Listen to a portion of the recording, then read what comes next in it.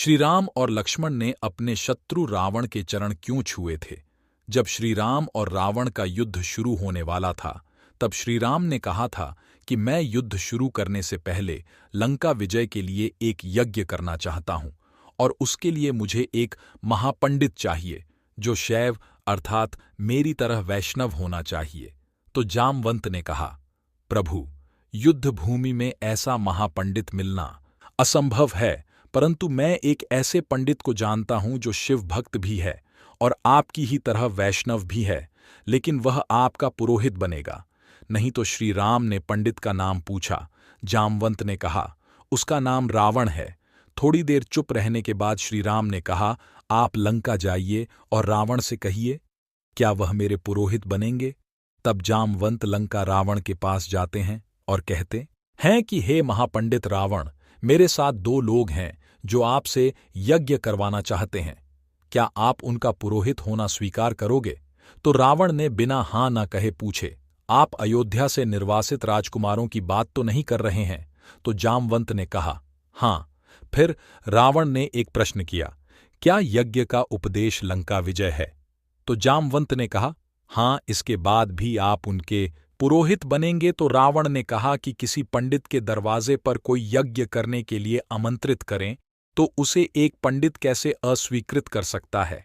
आप उनसे कहिए, मैं उनका पुरोहित बनने को तैयार हूं। तब रावण नवग्रहों को बुलाता है और उनसे यज्ञ का शुभ मुहूर्त निकालने को कहा और रावण ने जामवंत से कहा कि अगले दिन सुबह 5 बजे का मुहूर्त है, अपने स्वामी को भी बता दीजिए। रावण ने जवाब दिया कि हमारे यजमान तो बनवासी हैं, उनके पास पूजा की कुछ सामग्री कम पड़ जाए तो पुरोहित का कर्तव्य है कि पूजा की पूरी सामग्री अपने पास से ले जाएं, क्योंकि रावण यह जानता था कि राम विवाहित हैं और विवाहित पुरुष के बगल में उसकी स्त्री न बैठे तो पूजा अपूर्ण मानी जाती है और मैं अपूर्ण पूजा नहीं कर सकता। इसके बाद जामवंत चले गए और रावण अशोक वाटिका में सीता के पास गया और सीता से कहा कि तुम्हारा पति एक यज्ञ करने वाला है जिसमें मैं उसका पुरोहित हूं। कल मेघनाथ सुबह रथ लेकर आएगा, तुम उसके साथ रथ पर बैठ जाना और यज्ञ स्थल पर चली आना और यज्ञ खत्म हो जाने के बाद लंका वापस चली आना। इसके बाद रावण सुबह यज्ञ स्थल पर पहुंचा तो राम और लक्ष्मण ने अपने पुरोहित के पैर छुए और रावण ने आशीर्वाद दिया। रावण ने यज्ञ शुरू होने से पहले राम से पूछा कि तुम्हारी पत्नी कहाँ है? राम ने कहा कि पुरोहित जी, उनका हरण हो गया है। तब रावण ने कहा कि मैंने तो पहले ही कहा था कि अगर मेरे यजमान के यज्ञ में पूजन की कुछ सामग्री कम पड़ जाए तो पुरोहित का कर्तव्य है कि उसको उपलब्ध कराए।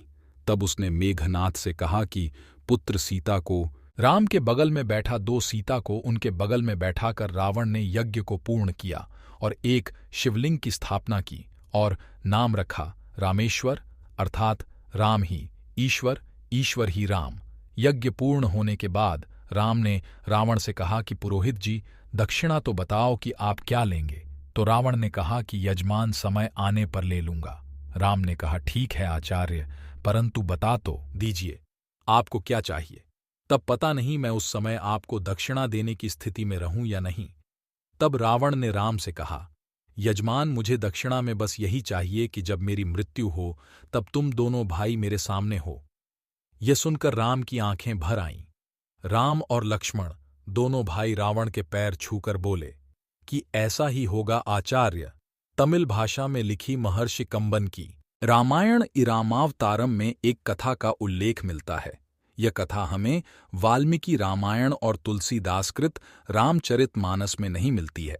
वाल्मीकि रामायण के इतर भी रामायण काल की कई घटनाओं का जिक्र हमें इरामावतारम, अद्भुत रामायण और आनंद रामायण में मिलता है। अगर आपको ये कथा अच्छी लगी हो तो शेयर करें।